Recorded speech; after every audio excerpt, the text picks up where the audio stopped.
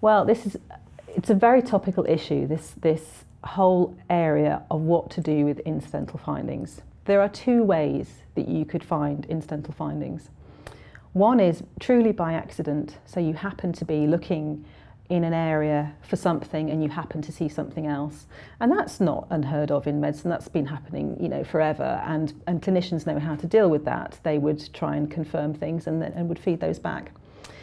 Whereas the possibility for discovering incidental findings within genomics is on a whole different sort of scale. So you could accidentally see things, but also you could deliberately look for things.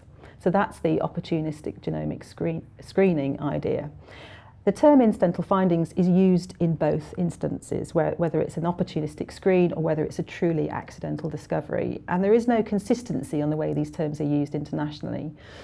You'll see unsolicited finding, you'll see secondary variant, ancillary finding, the Wellcome Trust-like health-related finding. These are all terms that are used for the same thing, really.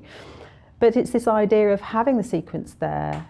Do you make a choice to look for things that aren't directly related to what you're there to look for, if you see what I mean? So, for example, if you're exploring a developmental disorder in a child, you know that the BRCA1 gene is nothing to do with developmental disorders. So in a bioinformatics sense, you could choose to look at that region, or you could choose to deliberately screen it and not look at that region.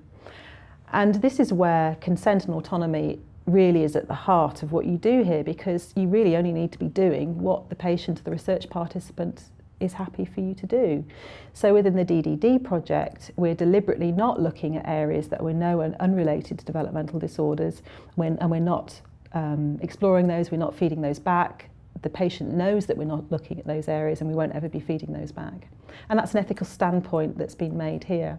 Now, other researchers around the world have taken a different position and feel it's unethical not to have this data and not look at it. They feel if you've got the data, you have to look at it. It's very, very important.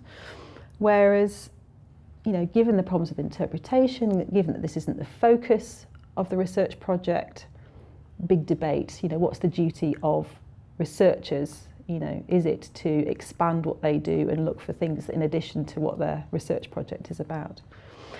The Presidential Commission for the Study of Bioethical Issues has said that researchers have no duty to look for incidental findings. However, if they want to, they can. But there needs to be a mechanism in place for feeding those back and for linking in with clinical teams so this information can be done.